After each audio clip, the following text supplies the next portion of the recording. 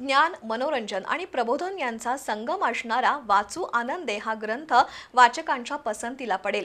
या ग्रंथातील लेख वेगवेगळ्या विषयाला स्पर्श करणारे असून त्यातून वाचकाला ज्ञान मिळेल, त्याचबरोबर मनोरंजनातून प्रबोधन होईल, असं प्रतिपादन राजर्षी छत्रपती शाहू अध्यासन केंद्राचे संस्थापक अध्यक्ष अर्थायनकार डॉक्टर जे.के. पवार यांनी केलं।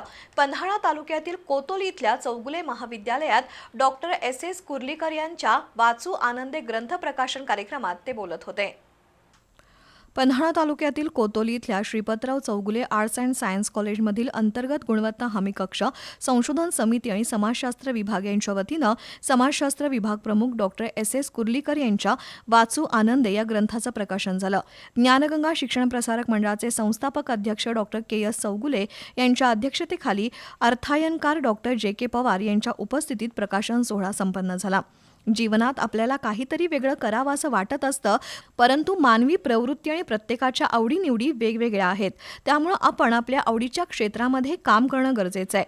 बुद्धी, कष्ट, इच्छाशक्ती आणि आत्मविश्वास असेल तर जीवनामध्ये कोणतीही गोष्ट अशक्य नाही।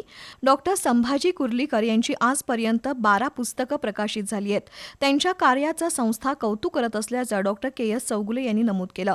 तर लेखकानं साधी, सुबोध आणि हृदयस्पर्शी भाषा वापरली असल्यामुळं पुस्तक सर्वसामान्य वाचकांसाठी सहज समजण्यासारखं आहे, असं मत अर्थायनकार डॉक्टर जे.के. पवार यांनी व्यक्त केलं। यावेळी ग्रंथाचे लेखक डॉक्टर संभाजी कुर्लीकर यांनी पुस्तक लेखनामागील पार्श्वभूमी विशद केली। यावेळी शिवाजीराव पाटील, प्राचार्य doctor Vijaykumar Patil, doctor B N. Ravan, doctor Usha Patil, doctor U N. Lad, doctor A R. Mahajan उपस्थित होते।